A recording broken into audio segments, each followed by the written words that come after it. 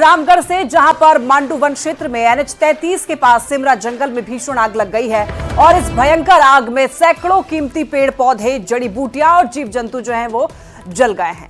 आग और उससे उठ रहे धुएं के गुब्बार की वजह से NH के 4 लेन पर गाड़ियों के आने जाने पर भी इसका असर पड़ रहा है। शरारती लोगों पर जंगल में आग लगाने की आशंका जताई जा रही है। मौके पर वन विभाग के कर्मचारी मौजूद हैं और आग पर काबू पाने की कोशिश में जुटे हैं। आग तेजी से लगातार जंगल के बड़े क्षेत्र को अपनी जद में लेते जा रही है। अधिक जानकारी दे रहे हैं संवाददाता जावेद खान। मैं मौजूद हूँ मांडू वन क्षेत्र के सिमरा जंगल में। देख सकते हैं ठीक NH-33 के बगल में है रामगढ़ हजारीबाग सड़क है, लेकिन देख सकते हैं सड़क पर धुआं का यहाँ पर अंबार लगा हुआ, लोगों को पता रास्ते का नहीं चल पा रहा है। शरारती तत्वों ने यहाँ जंगल में आग लगा दिया है। आग लगातार देख सकते हैं बड़े क्षेत्रफल में फैल गया। वन विभाग की टीम यहाँ पर पहुंच चुकी है, आग बुझाने का प्रयास किया जा रहा है, लेकिन बड़े क्षेत्रफल में ये आग लगी हुई। देख सकते हैं वन विभाग की गाड़ी यहाँ पहुंची है, लेकिन आग जो है लगातार बढ़ता जा रहा है। ठीक NH-33 के बगल में रामगढ़ हजारीबाग NH-33 के बगल में आग लगी है। देख सकते हैं धुआं कितना जोरदार यहाँ उठ रहा है, जिससे देख पाना भी मुश्किल हो रहा है, गाड़ी चलाना मुश्किल हो रहा है। लगातार इन जंगलों में शरारती तत्वों द्वारा आग लगाए जाने की घटनाओं को अंजाम दिया जा रहा है। हम लोग फॉरेस्ट विभाग वाले आए हैं बुताने के लिए और उम्मीद है कि काबू हो चुका है। पानी भी लेके आए हैं और फॉलोवर भी लेके आए हुए हैं। 10 से जी फॉलोवर भी है, उसके साथ उसी से बुझाया जा रहा है। 10 से 12 आदमी हैं। हम अपील करेंगे सभी आम जनों से कि इस तरह का जंगलों में आगजनी नहीं किया जाए।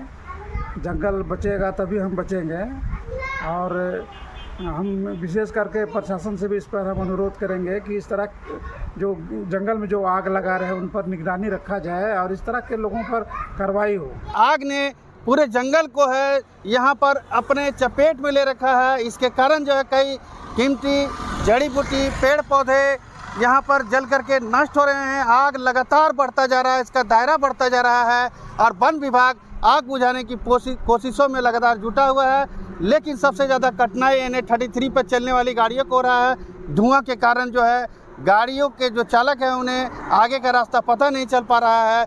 वन विभाग जो है यहाँ आग पर नियंत्रण पाने के लिए प्रयास कर रही है, लेकिन शरारती तत्वों को भी पहचानने की जरूरत है। यहाँ पर देख सकते हैं कि किस तरह से आग विकराल रूप धारण करता जा रहा है। जावेद खान, न्यूज़ 18 रामगढ़। पाकुड़ में हॉट मिक्सिंग प्लांट में भीषण आग लग गई और आग लगने से प्लांट के आसपास के घरों के लोगों में अफरा तफरी का माहौल बन गया।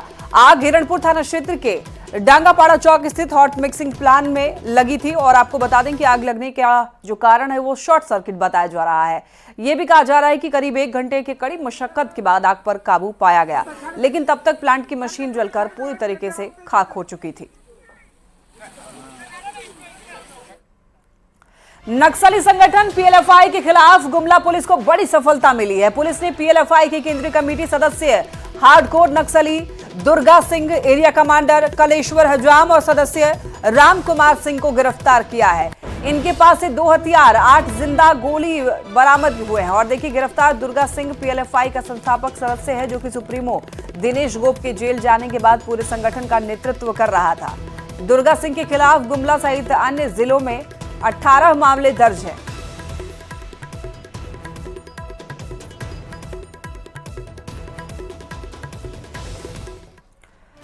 मैया सम्मान योजना से जुड़ी यह खबर है। देखिए, होली से पहले राज्य की मैया सम्मान योजना के लाभुकों को 3 महीने की बकाया राशि का बेसब्री से इंतजार है। रांची के धुरवा में भी कई ऐसी महिलाएं हैं जिन्हें अभी तक पैसे नहीं मिले हैं।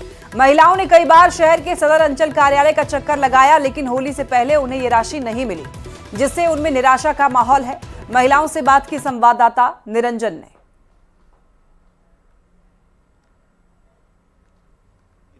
कुछ लोगों को मिला है, कुछ लोग को नहीं मिला है। इसी की जांच पड़ताल करने के लिए हम धुरवा पहुंचे हुए हैं और सीधे बात करेंगे मैया से। आपको पैसा मिला है? हाँ, अभी मैसेज किए रहा है। कितना देर पहले? हो गया 1 घंटा। 1 घंटा मिल गया पैसा? कितना पैसा मिला आपको? 7,500। आपको पैसे मिले हैं? नहीं सर, हम लोग अभी नहीं आया।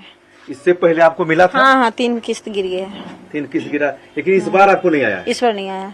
आपको पैसा मिला? नहीं, कभी नहीं मिला? नहीं, इस बार नहीं मिला है। इस बार नहीं मिला? नहीं। कारण नहीं पता चला अभी तक। आपको पैसा मिला है मैया सम्मान का? नहीं सर, एक भी नहीं आया। क्यों आपको ये किस्त नहीं आया था? फॉर्म भरी थी? जी गलत हो गया था। फिर उसका वेरिफिकेशन उसको करेक्ट ये है लेकिन सही नहीं हुआ। सही कहाँ से होता है? अंचल भी गए थे, नगरी भी गए, कहीं नहीं हुआ। क्यों? अब वो तो हम नहीं जानते। हम लोग तो फॉर्म मांगा, फॉर्म दिए, सब चीज जो बोले वो करके ही दिए, लेकिन अभी तक तो कुछ उसका आया नहीं है सही का। अब देखना यह है कि होली पर्व है, चूंकि आज होलिका दहन है और निश्चित तौर पर इंतजार था कि पैसे मिलेंगे, चूंकि 7,500 रुपये एक किस्त एक साथ एक मुश्त मिला है कुछ लोगों को, कुछ मैया को, और कुछ लोगों को नहीं मिला है। अब देखना यह है कि क्या आज शाम तक पैसे आते हैं, इसका इंतजार रहेगा मैया को। कैमरामैन संजीव तिवारी के साथ निरंजन सिंह, न्यूज़ 18 रांची। धनबाद की कई महिलाओं को मैया सम्मान योजना की राशि नहीं मिली है, जिससे सभी में मायूसी देखने को मिल रही है। दरअसल इस बार सरकार ने 3 किश्त की 7500 रुपए राशि कई योजना के लाभुकों, इस योजना से आपको बता दें कि कई लाभुकों को भेजी गई है, यानी कि 7500 एक बार में ही। लेकिन कई ऐसी महिलाएं हैं जिनको नहीं मिली है राशि। धनबाद सदर की दर्जनों महिलाओं को महीनों से ही दौड़ कार्यालय का चक्कर जो है वो लगाना पड़ रहा है, और इसके बावजूद भी एक बार भी राशि उनको नहीं मिली है। उन महिलाओं को ये भी जानकारी नहीं दी जा रही है कि उनका इस योजना में चयन हुआ भी है या फिर नहीं। दिसंबर में भरे थे, तब से एक भी किस्त हम लोग के नहीं आया। यहाँ तो दौड़ रहे बहुत दिन से, मगर यहाँ कोई सुनवाई नहीं है, कोई चेक। हम लोग बोलते चेक करके बता दीजिए, नहीं है, क्या दिक्कत है, तो बोलता है कि साइट नहीं खुलल है, लिंक नहीं है, अभी आइए, बुध को आइए, शनिवार को आइए, सोमवार को आइए, रोज रोज तरह दौड़ा रहा है। 4 महीना हो गया है, बोलता है ऊपर अथी हो गया, एंट्री हो गया है, मिलेगा, चढ़ गया है ऐसे। नहीं, एको पैसा नहीं आया है। मैं मांग कर रहे हैं सबको सबके लिए मिलना चाहिए। अभी तक कुछ भी नहीं, और कोई पता भी नहीं है। जब आते हैं तो बोलते हैं कि सर्वर डाउन है, अभी होगा नहीं, साइट बंद है, बस कोई काम कर नहीं रहे हैं, सिर्फ हमेशा हम लोग को लौटा दो। मंगल को आइए, सोमवार को आइए, कुछ नहीं। हम लोग पता करना चाहते सर कि 8 महीना हुआ, मेरा हुआ है कि नहीं हुआ, ये बता दीजिए, तो संतुष्ट हो जाएंगे कि मेरा फॉर्म फिलअप नहीं हुआ, कोई रिसीविंग नहीं मिला था, भुद्दा में भरे थे। जिसकी जांच हो चुकी है उन सबके खातों में पैसा आना शुरू भी हो गया है। कुछ लोगों के जो त्रुटियां पाई गई हैं, उन लोगों का भी निदान हमको लगता है 10 से 15 दिन में क्या कौन कर रहा है सर। बांग्लादेशी घुसपैठियों से जुड़ी ये बड़ी खबर। सांसद निशिकांत दुबे ने लोकसभा में बांग्लादेशी घुसपैठियों का मुद्दा उठाया। उन्होंने बांग्लादेशी घुसपैठियों को हटाकर परिसीमन किए जाने की मांग उठाई। निशिकांत दुबे ने कहा कि आजादी के बाद से प्रदेश में मुस्लिम आबादी में 15% की वृद्धि हुई है, जबकि आदिवासियों की संख्या में 17% की कमी आई है।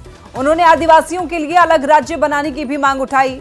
साथ ही ये भी कहा कि ये केवल हिंदू मुस्लिम का मुद्दा नहीं है, बल्कि आदिवासी हित का है। जरूरत पड़ने पर केंद्र सरकार को झारखंड में राष्ट्रपति शासन लगाने पर विचार करना चाहिए। भारत सरकार से मेरा आग्रह है कि जब डिलिमिटेशन करेंगे तो बांग्लादेशी घुसपैठियों को हटाकर ही डिलिमिटेशन करिए।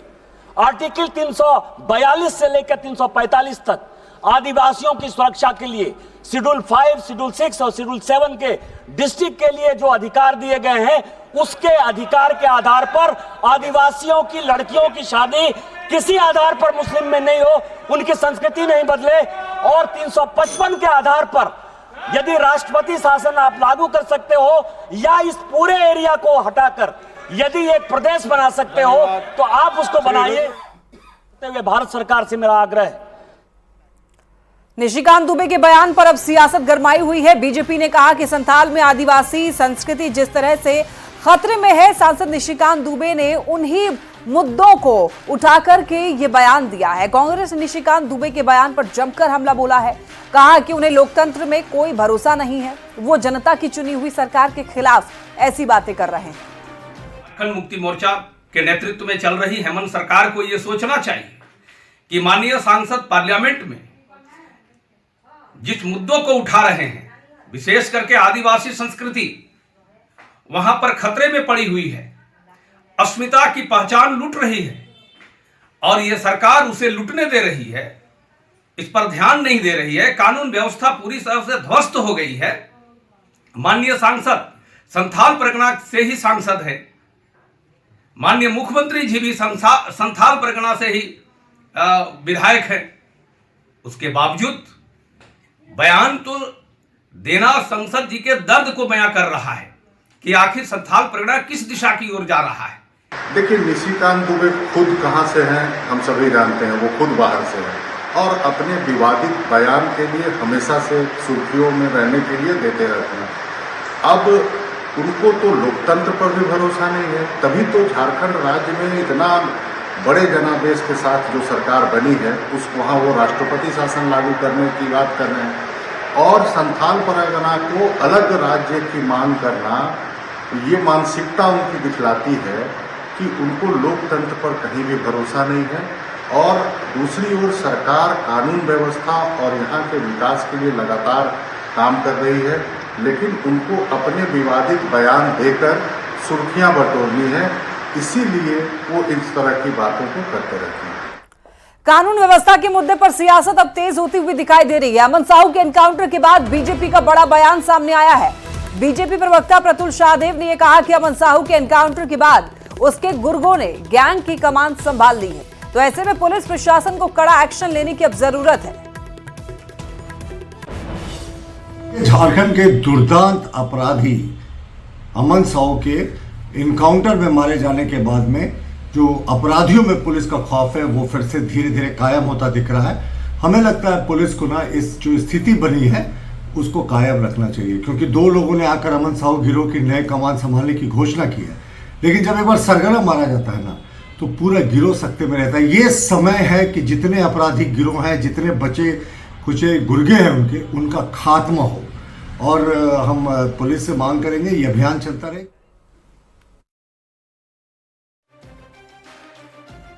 लगातार सरकार से एक्शन लेने की मांग कर रही है, इस पर कांग्रेस ने पलटवार किया और यह साफ किया है कि लॉ एंड ऑर्डर को लेकर सीएम गंभीर है और सरकार की ओर से सभी अधिकारियों को टास्क भी दिया गया है।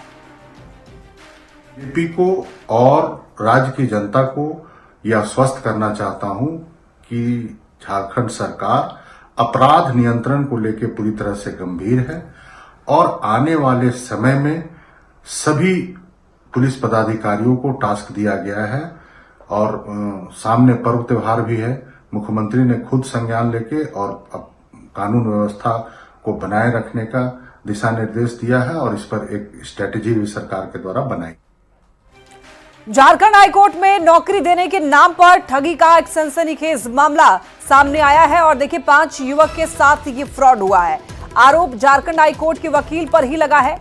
मिली जानकारी के मुताबिक 5 युवक को हाईकोर्ट में पियोन की जॉब के लिए झांसे में लिया गया और 2-2 लाख पर बात तय हुई थी। कुछ युवकों ने पैसे भी दिए थे, लेकिन जब युवक हाईकोर्ट पहुंचे तो ऐसे किसी भी इंटरव्यू के नहीं होने की जानकारी मिली और इन युवकों को विधानसभा पुलिस के हवाले कर मामला दर्ज कराया गया है। और देखिए वहीं आरोपी वकील फरार है और पुलिस पूरे मामले की जांच में जुटी है। अधिक जानकारी दे रहे हैं संवाददाता ओम प्रकाश।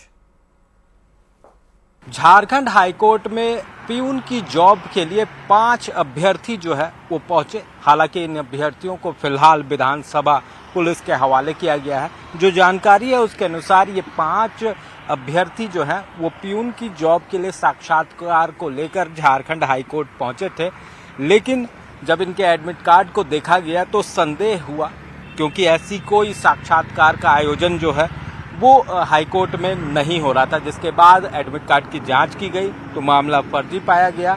वहीं इस पूरे मामले में पुलिस को जो जानकारी मिली है उसके अनुसार इन 5 अभ्यर्थियों को पियून की जॉब के लिए एक अधिवक्ता के माध्यम से ही अपने जाल में फंसाया गया था और इन युवकों से 2-2 लाख रुपए भी लेने की बात थी काम होने के बाद। तो कहा जा सकता है इस पूरे मामले में एक अधिवक्ता की संलिप्तता जो है वो सामने आ रही है। फिलहाल पुलिस मामले की जांच कर रही है और जो जानकारी है उसके अनुसार अधिवक्ता भी फरार है, जिसकी तलाश पुलिस के द्वारा की जा रही है। अब देखना होगा कि इस पूरे मामले में क्या कुछ तथ्य सामने आते हैं और क्या जो युवक हैं उनके द्वारा जो पैसे दिए गए उसकी रिकवरी हो पाती है या फिर नहीं। कैमरामैन प्रभाकर के साथ ओम प्रकाश, न्यूज़ 18 रांची। होली पर शराब की बिक्री कई गुना बढ़ जाती है और बात जाम छलकाने और अगर बात जाम छलकाने की करें तो इस बार देखिए शराब के शौकीनों, कारोबारियों और सरकार का मिजाज भी शराब की बिक्री से झूमने वाला है। एक अनुमान के मुताबिक महज 3 दिनों के अंदर राज्य भर में 100 से 125 करोड़ का कारोबार शराब का होने जा रहा है। तो ऐसे में उत्पाद विभाग को अपने 2700 करोड़ के लक्ष्य तक पहुंचने में मदद मिलेगी। लक्ष्य करीब है और वो आ जाएगा, मैं समझता हूँ। चूँकि इस बार बिहार से भी बहुत से लोग घुस रहे हैं और शराब के शौकीन हैं ही, लेकिन ब्रांडेड माल अभी भी मार्केट में अवेलेबल नहीं है उतना। अब उस लक्ष्य को पूरा किसी न किसी प्रकार से, लेकिन सरकार को हो जाएगा। ये सरकार को ये समझ नहीं रहे हैं। सरकार की हम रेट बढ़ा देंगे तो रेवेन्यू ज़्यादा आ जाएगा, लेकिन पब्लिक कोई बहुत लोग हैं जो बाहर चले जाते हैं, मैंने रांची से बाहर चले गए, मैंने कलकत्ता चले गए या दिल्ली चल गए या झालदा ही बगल में है चले गए, वहाँ से माल ढो के ले आते हैं, तो बहुत ज़्यादा रेवेन्यू वहाँ से भी मार खा रहे हैं। और इसी के साथ इस बुलेटिन में इतना ही। तमाम खबरों के लिए आप देखते रहिए न्यूज़ 18।